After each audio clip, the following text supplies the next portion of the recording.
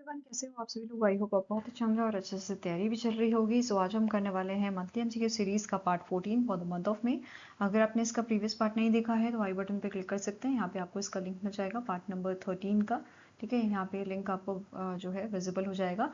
And PDF के लिए आप हमारा टेलीग्राम चैनल ज्वाइन कर सकते हैं, जिसका लिंक आपको डिस्क्रिप्शन बॉक्स में मिल जाएगा। ठीक है, सो चेक कर लीजिएगा लिंक एक बार आप। एंड अब स्टार्ट करते हैं सेशन को। सो फर्स्ट आपका क्वेश्चन यहाँ पे है, which company recently sign an agreement with Blackstone to establish an artificial intelligence cloud infrastructure company with a Blackstone committing an initial $5 billion equity investment. So recently एक agreement sign हुआ है आपका Blackstone and Google के बीच में। ठीक है, किस चीज़ के लिए? स्टैब्लिश करने के लिए AI क्लाउड इंफ्रास्ट्रक्चर कंपनी। और ये जॉइंट वेंचर आपका गूगल और ब्लैकस्टोन का होगा। और इसके सीईओ बनाए गए हैं, अपॉइंट किए गए हैं बेंजामिन ट्रेन और स्लॉस। ठीक है, इसका मेन ऑब्जेक्टिव क्या है? एक तो AI क्लाउड इंफ्रास्ट्रक्चर कंपनी बनाना, स्टैब्लिश करना। ठीक है, एंड इसका टारगेट कैपेसिटी जो बताया गया है वो है 500 मेगावाट का ऑनलाइन बाय 2027। ठीक है, ये इनका टारगेट यहाँ पे रखा है इन्होंने। फीचर्स की बात करें तो जो एक जॉइंट वेंचर होगा ये प्रोवाइड करेगा AI data centre infrastructure, networking, operational services and it will support advance AI model training and infrastructure and inference workloads. साथ में ही जो गूगल है, गूगल सप्लाईज ये प्रोवाइड करेगा आपके tensor processing units, software AI सर्विसेज। राइट, नेक्स्ट क्वेश्चन है, which company recently secured the NPCI's National Payment Corporation of India certification for UPI acquire issuer immediate payment services, that is IMPS, and interoperable mobile banking IBMB integration। तो इनमें से कौन सी company है जिसने secure किया है NPCI का certification इन सब चीज़ों के लिए? ठीक है, UPI एक्वायर, इशूअर, IMPS और IBMB के लिए, MB इंटीग्रेशन के लिए। तो it is your Viyona fintech India private limited. ठीक है, तो जो ये फिनटेक कंपनी है इसने बेसिकली ये सर्टिफिकेशन जो है सिक्योर किया है NPCI का। अब वियोना फिनटेक की बात करें, इसके चेयरमैन है रविंद्रनाथ यरलगड। हेडक्वार्टर इसका हैदराबाद तेलंगाना में लोकेटेड है और इसकी शुरुआत 2022 में की गई थी। फाइन। नाउ नेक्स्ट आपका यहाँ पे क्वेश्चन है, recently Reserve Bank of India has imposed several regulatory restrictions under the Banking Regulation Act 1949 on which of the cooperative bank due to deteriorating financial condition and supervisory concern. So recently Reserve Bank of India ने, RBI ने कुछ regulatory restrictions लगाए हैं, इनमें से एक cooperative bank के ऊपर। कौन सा कोऑपरेटिव बैंक ये है? इट इज योर नागर सहकारी बैंक लिमिटेड। सिर्फ रिस्ट्रिक्शन लगाई है, लाइसेंस कैंसिल नहीं किया है। ठीक है, तो ये बात याद रखनी है। कुछ रिस्ट्रिक्शंस लगाए गए हैं। क्या क्या रिस्ट्रिक्शन है? दैट इज कि जो कस्टमर्स हैं they can withdrawal maximum 10,000 amount जो है ये विड्रॉल कर सकते हैं अक्रॉस सेविंग, करंट और डिपॉजिट अकाउंट्स। ठीक है, और ये रिस्ट्रिक्शन वैलिड रहेगी आपके 6 मंथ तक। ठीक है, नेक्स्ट आपके यहाँ पे क्या बोला है, without RBI's return prior approval bank जो है they can not grant loans, accept नहीं कर सकते फ्रेश डिपॉजिट्स को, and they can not borrow funds. ठीक है, थर्ड थिंग इज कि इन्होंने यहाँ पे अलाउ किया है इनकर एक्सपेंसेस फॉर एसेंशियल आइटम, जैसे सैलरीज हो गई एम्प्लॉयज की, रेंट हो गया, इलेक्ट्रिसिटी बिल्स हो गया। तो इसमें यहाँ पे जो है ये इनको अलाउड है। ठीक है, इस बैंक को अलाउड है। नेक्स्ट आपका पॉइंट आता है डिपॉजिट इंश्योरेंस। तो जो एलिजिबल डिपॉजिटर्स हैं they can which are covered under the deposit insurance and credit guarantee corporation, ये आपका मैक्सिमम 5 लाख पर डिपॉजिट का जो क्लेम है वो यहाँ पे आपका उनके लिए बेसिकली ये चीज़ अलाउ की गई है। ठीक है, नेक्स्ट आपके यहाँ पे न्यूज़ है RBI की। सो RBI ने इशू किया है final amendment direction for revising the rules related to investment fluctuation reserve for banks and other regulated financial entities. So RBI द्वारा यहाँ पे कुछ अमेंडमेंट्स किए गए हैं, कुछ रिविजन्स किए गए हैं। ठीक है, on the rules related to IFR, investment fluctuation reserve. ठीक है, अब ये होता क्या है? Basically these are the reserves fund that is created by banks for their profits. ठीक है, मतलब फ्रॉम देयर प्रॉफिट्स, अपने प्रॉफिट से ये कुछ रिजर्व फंड्स रखते हैं। इसका मेन पर्पस है प्रोटेक्ट करना बैंक को from the losses which are caused by the changes in investment values. अब जो बैंक्स हैं आप सभी को पता है वो government securities, bond, treasury instrument in सब में इन्वेस्ट करते हैं। ठीक है, अब यहाँ पे जो इनकी मार्केट वैल्यू है बेसिकली वो आपकी फ्लक्चुएट होती रहती है। ठीक है, कभी बढ़ती है कभी घटती है। ठीक है, तो यहाँ पे इन जो ये इन्वेस्टमेंट वैल्यूज जो आपकी होती हैं बेसिकली, ठीक है, जो ऊपर नीचे होते हैं, उसकी वजह से बैंक को लॉस भी यहाँ पे हो सकता है, ठीक है। इसी वजह से बैंक जो है रिजर्व फंड रखता है अपने प्रॉफिट में से, जिसको हम इन्वेस्टमेंट फ्लक्चुएशन रिजर्व बोलते हैं, ठीक है। ये उस टाइम पे काम आता है जब बैंक को लॉस होता है। Okay, under the revise framework the mandatory IFR requirement has been remove from commercial banks and foreign banks, ठीक है। कॉमर्शियल और फॉरेन बैंक से ये चीज हटा दी गई है कि इनको मेंटेन नहीं करना होगा, ठीक है। And it is effective from the date 18 May 2026, ठीक है। इसके अलावा यहाँ पे क्या बोला है आरबीआई ने, RBI stated that existing capital adequacy norms and modern risk management system already provide sufficient protection against the investment risk, ठीक है। दैट इज वाई यहाँ पे क्या बोला है, तो जो बैंक्स हैं they must transfer existing IFR balances as on 17 May 2026 to statutory reserve, general reserve और balance of profit and loss account. तो यहाँ पे क्या बोला है, क्योंकि एग्जिस्टिंग कैपिटल एडुकेसी नॉर्म जो है और मॉडर्न रिस्क मैनेजमेंट सिस्टम जो है वो ऑलरेडी सफिशिएंट प्रोटेक्शन प्रोवाइड करते हैं अगेंस्ट द इन्वेस्टमेंट रिस्क, ठीक है, जो भी लॉसेस होते हैं उसके अगेंस्ट में। तो इस वजह से बैंक जो है वो अपना एग्जिस्टिंग जो बैलेंस है IFR बैलेंस, उसको सेचुरेटरी रिजर्व में, जर्नल रिजर्व या जो balance of profit and loss account होता है उसमें ट्रांसफर कर सकता है, ठीक है। This transfer will happen below the line. इसका मतलब जो ट्रांसफर है it is treated as a balance sheet adjustment, not as a regular operating income or expense, ठीक है। इसके अलावा क्या बोला है यहाँ पे, बोला है जो फॉरेन बैंक्स है operating in India through the branch mode must transfer IFR to the statutory reserve maintained in Indian books और remittable surplus retained in Indian books, ठीक है। तो ये मेंशन किया है आपके फॉरेन बैंक्स के लिए, ठीक है। Now these funds can not be repatriated while the bank continues operating in India. साथ में ही यहाँ पे आपके जो कॉमर्शियल और फॉरेन बैंक है they will effectively treat the balance in IFR as a Tier 1 capital, ठीक है। नेक्स्ट आपका है payment bank, small finance bank और RRBs के लिए, रीजनल रूरल बैंक्स के लिए, they must continue maintaining the investment fluctuation reserve at least 2% of available for sale and fair value through the profit and loss including your held for trading portfolio, right. तो at least 2% इनको इन सब का जो है maintain करना होगा। टीयर सेकेंड कैपिटल में ये तीनों आपके आ जाएंगे, payment bank, small finance bank and regional rural banks, ठीक है। नेक्स्ट आपका आता है अर्बन कोऑपरेटिव बैंक्स के लिए, इनको मेंटेन करना होगा 5% of IFR of investment portfolio. Excess IFR greater than 5% जो होगा may be transfer to the आपके प्रॉफिट एंड लॉस वाला जो अकाउंट है at the year end, right, and it will be eligible for tier second capital, okay. Next comes your RCB rural cooperative banks, इनको maintain करना होगा IFR greater than equals to 5% of the current investment portfolio, okay. Now question here is, the Reserve Bank of India discontinued the requirement of maintaining the investment fluctuation reserve with effect from 18th May 2026 for which category of bank? तो कौन सी category of bank के लिए ये allow किया गया है, अभी हमने पढ़ा कॉमर्शियल बैंक और फॉरेन बैंक्स के लिए, ठीक है। तो आंसर आपका क्या हो जाएगा, both A and B are correct. Next question है, recently the United States Department of State approve 2 foreign military sales sustainment packages worth around your 428.2 million US dollar for India. These packages include support services from which defense platform? So यहाँ पे basically आपका AH-64E है, ठीक है, Apache attack helicopters and M777A2 ultralight आपका howitzer जो है, ठीक है, वो शामिल है। तो आंसर यहाँ पे आपका है it is option number B, right. अब एक एक करके इनके पैकेजेस के बारे में समझते हैं। तो जो आपका AH-64E अपाचे हेलीकॉप्टर्स है, इसकी वैल्यू रहेगी 198.2 मिलियन US डॉलर की। इसमें इसके सपोर्ट में इंक्लूडेड है आपका contractor, logistic support, engineering and technical assistant, logistic support and technical publication, personal training and programme support, right. अब यहाँ पे कॉन्ट्रैक्टर आपके रहेंगे बोइंग कंपनी USA की एंड आपका लॉकहीड मार्टिन कॉर्पोरेशन, राइट। ये हमें प्रोवाइड करेंगे advance combat surveillance and precision strike capabilities for Indian air force and army aviation corps के लिए, ठीक है। साथ में ही यहाँ पे इंडिया रिड्यूस करेगा अपाचे प्रोक्योरमेंट, इंडिया ने रिड्यूस की है अपाचे प्रोक्योरमेंट 39 से 28 units due to high cost and focus on indigenous और अनमैन्ड सिस्टम्स, राइट। सो 39 की जगह 28 यूनिट्स यहाँ पे जो है ये आपकी रहेंगी।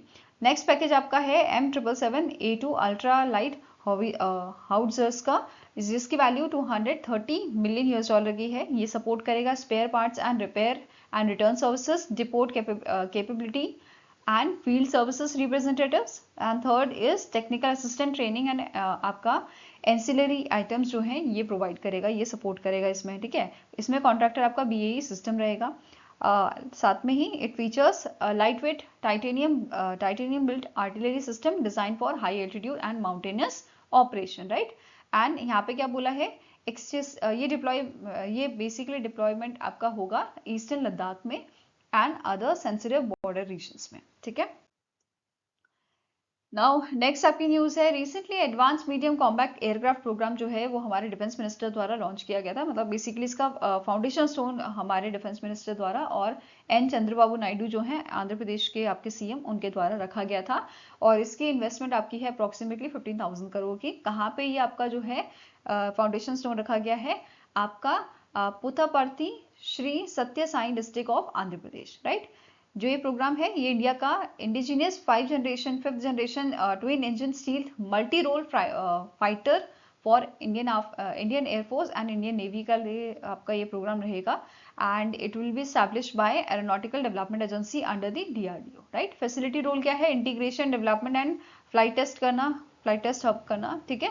एंड की कंपोनेंट्स आपके रहेंगे super cruise, internal weapon, space and advance AI। Timeline क्या है, प्रोटोटाइप्स का आपका 2028 तक तैयार होगा एंड स्क्वाड्रन इंडक्शन आपका होगा 2035 तक। नेक्स्ट आपका यहाँ पे है core integration and flight testing centre. इसकी इन्वेस्टमेंट आपकी है 2000 करोड़ की। पर्पस क्या है, fast track development of your advance medium compact aircraft and future indigenous platform. और इसका लोकेशन भी आपका यहाँ पे सेम रहेगा पुथापार्थी में, ठीक है। नेक्स्ट आपका है नेवल सिस्टम मैन्युफैक्चरिंग यूनिट। इसके लिए 480 करोड़ की इन्वेस्टमेंट यहाँ पे बताई गई है एंड ये इसकी लोकेशन आपकी रहेगी T Sirasapalli village in Anakapalli district of Andhra Pradesh, ठीक है। It is led by the Bharat Dynamics Limited and इसका फोकस रहेगा autonomous underwater vehicle countermeasure system next generation torpedoes के लिए, ठीक है। ये बेसिकली हेल्प करेगा इंडिया की रिड्यूस करने में import of crucial component and subsystems, ठीक है। नेक्स्ट आता है डिफेंस एनर्जीज फैसिलिटी। इसके लिए इन्वेस्टमेंट यहाँ पे बताई गई है 1500 करोड़ की। It is led by your Agneyastra energetic limited, जो सब्सिडी है भारत फौज लिमिटेड की। एंड इसका मेन पर्पस है production of advance weapon for future battle preparedness, right. Next आता है ammunition and electric fuse plant. इसकी इन्वेस्टमेंट बताई गई है अप्रोक्सीमेटली 1200 करोड़ की and it is led by Himachal futuristic communication limited, ठीक है। एंड यहाँ पे नेक्स्ट चीज हमारे जो यूनियन मिनिस्टर हैं, ठीक है, यूनियन मिनिस्टर राजनाथ सिंह जी, इन्होंने हाईलाइट किया है दैट एक कंसोर्टियम आपका रहेगा 8 ड्रोन कंपनीज का, फौज कोलैबोरेशन रहेगा सेटअप करने के लिए ड्रोन सिटी। और ये ड्रोन सिटी कहाँ पे सेटअप की जाएगी, कुर्नूल आंध्र प्रदेश में, ठीक है, with support from the state government of Andhra Pradesh, ठीक है। नेक्स्ट चीज इन्होंने हाईलाइट किया था कि इंडिया का जो डिफेंस प्रोडक्शन है ये नियरली आपका 2025 में 1.54 लाख करोड़ पहुंच गया है। वाइल डिफेंस एक्सपोर्ट जो है ये भी इंक्रीज होकर आपका नियरली 40,000 करोड़ पहुंच गया है 2025 में, ठीक है। नाउ इस बेस क्वेश्चन कर लेते हैं। The naval system manufacturing unit at T Sirasapalli village Anakapalli district Andhra Pradesh is being established with investment of 480 crore by which organisation. तो कौन सी ऑर्गेनाइजेशन यहाँ पे जो है इसे एस्टैब्लिश कर रही है, it is Bharat Dynamics Limited, ठीक है। BDL इसे आपका एस्टैब्लिश कर रही है, ओके। नाउ नेक्स्ट आपकी न्यूज है National Institute of Open Schooling जो है इन्होंने एक इनिशिएटिव लॉन्च किया है to reconnect out of school children with education under the National Education Policy 2020, ठीक है। ये जो इनिशिएटिव है it is led by the Sanjay Kumar, secretary हैं department of school education and literacy के under the ministry of education. और इसमें और जो ये NIOS है इन्होंने जो मिशन लॉन्च किया है इसका नाम है to reach the unreached reconnect out of school children specially 14 से 18 की जो एज ग्रुप में आपके, ठीक है, with a formal education system. तो यहाँ पे इसका मेन मोटिव क्या है कि बच्चे जो जैसे यहाँ पे बताया गया है, जैसे अगर हम PLFS डेटा की बात करें तो इनके अकॉर्डिंग जैसे फर्स्ट क्लास में 100 बच्चे ने एडमिशन लिया है तो आगे बढ़ते बढ़ते क्लास आपके 12 तक ये बच्चे सिर्फ 62 रह जाते हैं, बाकी यहाँ पे ड्रॉप आउट कर जाते हैं, ठीक है। ओवर 2 करोड़ चिल्ड्रंस 14 से 18 एज के जो है currently they are out of school, ठीक है। सो इनका रीजन कुछ भी हो सकता है, चाहे पैसों की किल्लत हो, ठीक है, डोमेस्टिक रिस्पॉन्सिबिलिटीज हो, लाइवलीहुड चैलेंजेस हो, तो ये सारे रीजन हैं इनके ड्रॉप आउट के एज पर दी PLFS डेटा, ठीक है। और इसी चीज को मद्देनजर रखते हुए इन्होंने ये मिशन लॉन्च किया है कि बच्चों को हम दोबारा से स्कूल में ज्वाइन करवाएंगे, ठीक है। इनकी फोकस और स्ट्रैटेजी क्या रहेगी? Reintegration into formal schools, flexible learning pathways via NIOS and state open schools using open and distance learning, right. Now mission and mode strategy इसकी रहेगी। मिशन मोड स्ट्रैटेजी, इसमें एक पायलट प्रोजेक्ट आपका launch किया जाएगा, ठीक है। फेज 1 में 10 पायलट डिस्ट्रिक्ट जो है उनको सेलेक्ट किया जाएगा अमंग योर उड़ीसा, महाराष्ट्र, छत्तीसगढ़, बिहार, उत्तर प्रदेश, गुजरात, कर्नाटका, मध्य प्रदेश और दिल्ली। इनमें से 10 पायलट डिस्ट्रिक्ट्स को सेलेक्ट किया जाएगा और उन पे काम किया जाएगा पहले, ठीक है। उनकी जो आपके स्टेट्स बेसिकली जो है उनके साथ मेमोरेंडम ऑफ कमिटमेंट जो है साइन किया जाएगा with full cooperation from the state and district administration who will share data and suggestions to strengthen the framework, right? And ये फर्दर आपका नेशन वाइड जो है मतलब जो भी आपके पायलट बेसिस पे जो काम होगा या इम्प्लीमेंटेशन होगी उसका जो भी रिजल्ट रहेगा उसके बेसिस पे ये पूरे देश भर में आपका जो है एक्सपैंड किया जाएगा इस मिशन को, ठीक है। ऑपरेशनल फ्रेमवर्क जो है इसकी यहाँ पे क्या बोला है, इसके लिए प्रिपरेटरी एक्टिविटीज बिफोर लॉन्च क्या क्या है? Enrolment of NIOS facilitators, distribution of starter kits, preliminary surveys, initial enrolment of children, तो ये सारी चीजें होंगी, ठीक है। Now question here is the new initiative by the National Institute of Open Schooling to reconnect out of school children with formal education system is guided by which mission? So it is guided by your to reach the unreached mission, right? Next आपका news है, recently हमारे जो union minister हैं Jyotiraditya M Scindia ji, इन्होंने एक mission launch किया था coffee of Nagaland mission, ठीक है। इससे पहले जिंजर वाला भी मिशन आया था, ठीक है। अभी यहाँ पे कॉफी का प्रोडक्शन बढ़ाने की बात की गई है नागालैंड में, तो उसके रिगार्डिंग सारे आपका यहाँ पे कॉन्सेप्ट है, ठीक है। सो इसके लिए 175 करोड़ का इन्वेस्टमेंट यहाँ पे किया जाएगा। ऑब्जेक्टिव क्या है? प्रमोट करना कॉफी कल्टीवेशन को, स्ट्रेंथन करना farmer livelihood and position Nagaland as a premier coffee producing state, ठीक है। स्ट्रैटेजी क्या है? कॉम्प्रिहेंसिव क्लस्टर बेस्ड अप्रोच यहाँ पे रहेगा एनहांस करने के लिए coffee value chain from plantation to international market, right. Focus area आपका रहेगा प्लांटेशन डेवलपमेंट में, processing, branding, marketing, export promotion, capacity building, coffee tourism, right.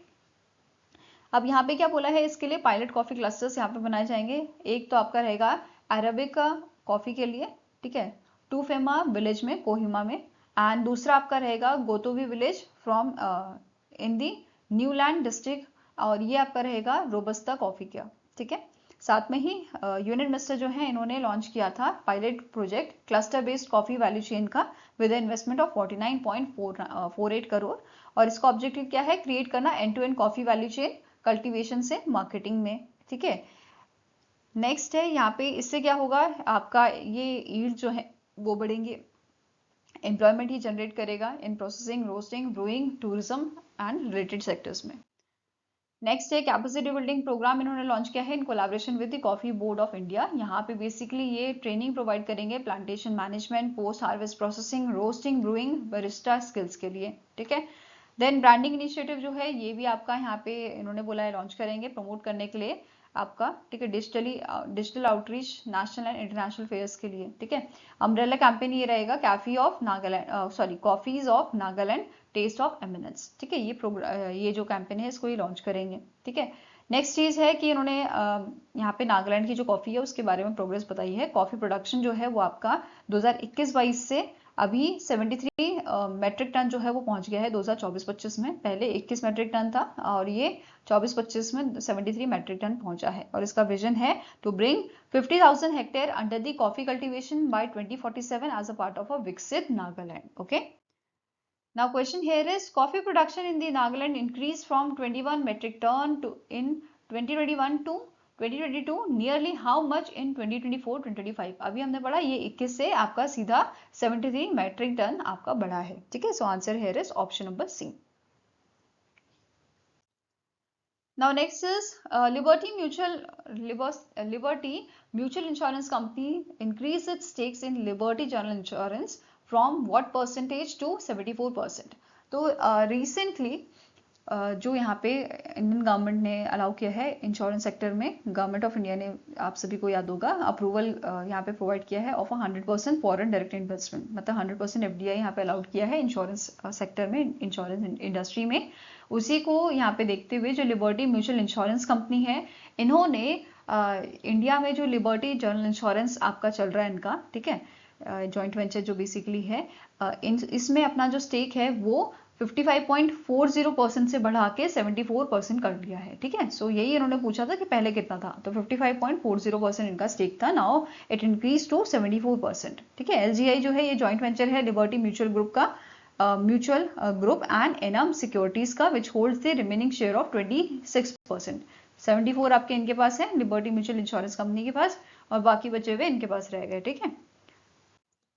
Now next is who has been appointed as a chairperson of a department related parliamentary standing committee on science and technology, environment, forest and climate change। तो इनमें से कौन सी आपके शख्सियत हैं, कौन से personality है जिनको चेयरमैन बनाया गया है आपका पार्लियामेंट्री स्टैंडिंग कमेटी का? इनका नाम आपका है मेधा विश्राम कुलकर्णी, ठीक है। इनको यहाँ पे चेयरमैन बनाया गया है इस कमेटी का।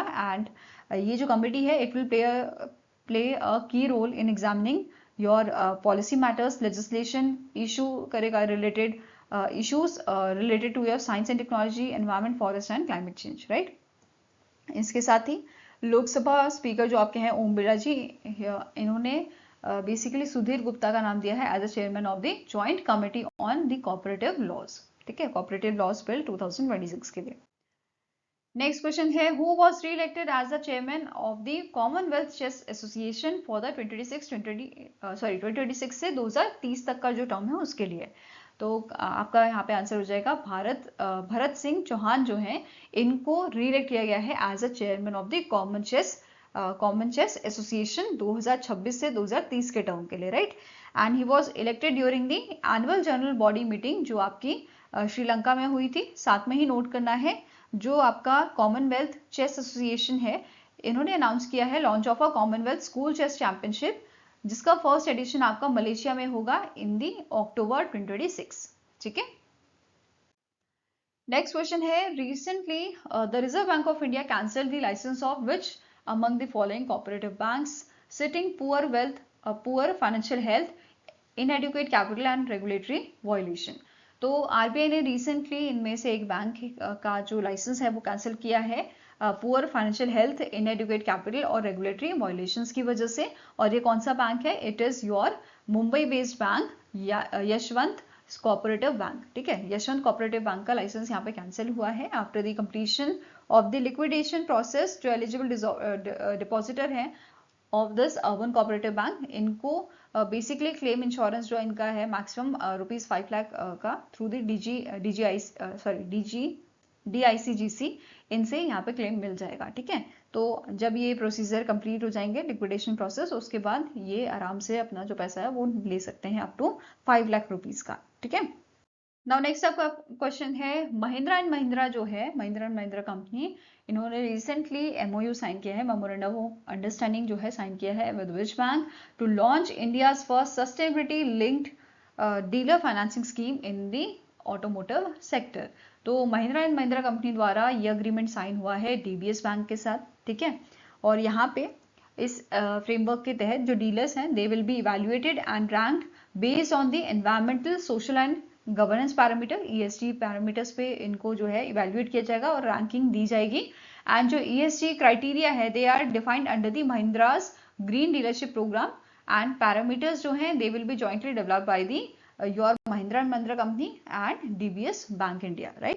परफॉर्मेंस क्राइटेरिया की बात करें तो इसमें डीलर्स जो हैं they will be assessed on the monitoring greenhouse gas emission, ठीक है, वाटर कंजप्शन लेवल्स क्या हैं, use of renewable energy, rain water harvesting practices, waste management system, availability of a public EV charging facilities and other sustainability link dealership operations को यहाँ पे basically उनकी performance basically ऐसे check की जाएगी, right. अब यहाँ पे ग्रीन फाइनेंसिंग बेनिफिट की बात करें तो जो डीलर्स हैं जो बेसिकली क्राइटेरिया आपका मैच करेंगे plus sales target, they will receive preferential commercial benefits and जो बेनिफिट्स हैं they will be apply on a loans used for purchasing passenger and commercial vehicles from Mahindra, right. So यहाँ पे ये basically इस type से आपका जो है क्राइटेरिया रहेगा और इस पे जो फुलफिल करेगा और उसको बेनिफिट्स यहाँ पे मिलेंगे, राइट। नाउ नेक्स्ट आपका क्वेश्चन है, recently the central bureau of investigation CBI जो है इन्होंने लॉन्च किया है इंडिया का first real time notice verification platform named. So CBI ने रिसेंटली आपका real time notice verification platform जो है लॉन्च किया है जिसका नाम है अभय, ठीक है। इसका फुल फॉर्म आपका पूछा जा सकता है which is AI based help bot for authentication of your notice, right. इसका मेन पर्पस क्या है लॉन्च करने का, ठीक है। इसका मेन पर्पस है हेल्प करना सिटीजंस को आइडेंटिफाई करने के लिए fake notices which are issued in the name of CBI, ठीक है। जैसे आपका जैसे फेक अरेस्ट वाला आजकल डिजिटल अरेस्ट वाला जो है बहुत चला हुआ है, फेक कॉल करते हैं और आपको डिजिटल अरेस्ट कर लेते हैं और पैसा गायब कर देते हैं, ठीक है। तो उसी चीज के लिए आपका जो है जैसे कभी पुलिस के नाम पे कॉल आ जाती है, कभी किसी और ऑर्गेनाइजेशन के नाम से आ जाएगी, मतलब गवर्नमेंट वालों के, भाई इनकम टैक्स से बात कर रहे हैं, डिजिटल अरेस्ट कर दो, राइट। तो ये सारी चीजें बहुत हो रही हैं, तो ये फेक चीजें आपकी हो रही है, राइट। तो इस चीज को रोकने के लिए सीबीआई जो है उन्होंने ये आपका जो बॉट है, ठीक है, हेल्प बॉट, इसको लॉन्च किया है, ठीक है। ये ऑपरेट करेगा 24/7 via the official CBI website. Citizen जो है ये अपलोड कर सकते हैं suspected notice after OTP verification, मतलब इस प्लेटफॉर्म में आपका ओटीपी वेरिफिकेशन होगा, उसके बाद आप इजीली अपलोड कर पाएंगे, ठीक है, जो भी नोटिस होगा। The AI system instantly check whether the notice is genuine और फ्रॉडुलेंट, ठीक है। तो ये आपका अच्छा वाला काम करेगा इसमें। इसके साथ यहाँ पे फीचर्स की बात करें तो AI पावर्ड हेल्प चैटबॉट है, डिटेक्ट करेगा फॉर्ज नोटिस को which is issued in the name of CBI, police, custom, other government bodies, right. It will provide guidance on the cyber fraud reporting and also promote safe digital practices for the citizens, right? Now next question है, according to the United Nations Department of Economic and Social Affairs, that is UNDSA report, World Economic Situation and Prospect 2026, India's GDP forecast for financial year 2027 was revised down to, तो अभी यूएनडीसा की report जो आई थी world economic situation and prospect 2026, इसमें India की जो GDP है financial year 2027 की, इसको थोड़ा कम किया गया है, रिवाइज किया गया है, एंड नाउ इट इज 6.4%, ठीक है। 6.4% फाइनेंशियल ईयर 2027 के लिए यहाँ पे बताई गई है, ठीक है। इसके अलावा ये जो रिपोर्ट है वो global economic monitoring branch in economic analysis and policy division of UN DESA जो है इनके द्वारा प्रिपेयर की गई है। साथ में ही फाइनेंशियल, अभी हमने फाइनेंशियल ईयर 2027 की यहाँ पे जो है जीडीपी प्रोजेक्शन पढ़ा, अभी 28 की बात करें तो 6.6% इन्होंने बताई है। इंडिया का जो इन्फ्लेशन रेट है फाइनेंशियल ईयर 2027 में 4.9% रहेगा। ग्लोबल प्रोजेक्शन की बात करें तो एज पर दिस रिपोर्ट जो प्रोजेक्शन बताई गई है वो 2.5% की बताई गई है 2026 में, और 27 में 2.8% की, ठीक है। यूएनडीसा की बात करें स्टैटिक इन्फॉर्मेशन की, तो इसके under secretary general for economic and social affairs हैं ली जुनहुआ। हेडक्वार्टर इसका न्यूयॉर्क यूएसए में लोकेटेड है और इसे 1948 में स्टैब्लिश किया गया था। नेक्स्ट आपका क्वेश्चन है, इंडिया की क्रेडिट रेटिंग एजेंसी जो है ICRA, इन्होंने रिसेंटली प्रोजेक्ट किया है इंडिया के GDP forecast for financial year 2027 to %। कितना परसेंट प्रोजेक्शन किया है ICRA ने, तो ये आपका किया है आपका 6.2%, ठीक है। कितना आपका यहाँ पे जो है प्रोजेक्शन बताई गई है फाइनेंशियल ईयर 2027 के लिए 6.2%, जो 30 बेसिस पॉइंट आपका कम की गई है, पहले ये 6.5% जो है इन्होंने बताई थी, ठीक है। फाइनेंशियल ईयर 2026 की 7.5% बताई है, फाइन। नेक्स्ट आपकी न्यूज है, इटालियन ओपन टेनिस 2026 आपका हुआ था रोम इटली में, एंड ये 5 से 17 मई तक चला था 2026 तक, एंड इसका एडिशन आपका था 83rd एडिशन, राइट। क्लासिफिकेशन की बात करें तो एटीपी मास्टर 1000, ठीक है, एटीपी टूर था और WTA टूर था आपका ये, और कौन से सरफेस पे हुआ था, क्ले कोर्ट यहाँ पे आपका था, ठीक है, सरफेस। अब यहाँ पे विनर्स की बात करें तो मेन सिंगल में जेनिक सिनर जो इटली के हैं उन्होंने जीत हासिल की थी, फॉलोड बाय और रनर अप यहाँ पे थे Caspar run from Norway. Women single category में एलिना सोवितोलिना जो यूक्रेन के हैं उन्होंने जो है विनर थे। मेंस डबल में Simone Bolelli, Andrea Vavassori from Italy, right. Women's double में Diana Shnaider and Mirra Andreeva जो रशिया से हैं, ये आपके विनर थे, ठीक है। एटीपी की बात करें इसके करंट CEO हैं आपके एनो पोलो, हेडक्वार्टर इसका लंदन यूके में लोकेटेड है और इस्टेब्लिश इसे किया गया था 1972 में। ओके, नाउ बात करते हैं ओबिशरी की। सो रिसेंटली भुवन चंद्र खंडूरी, जो बीसी खंडूरी जो आपके थे, इनका रिसेंटली डेथ हुआ था। He was a former CM of Uttarakhand.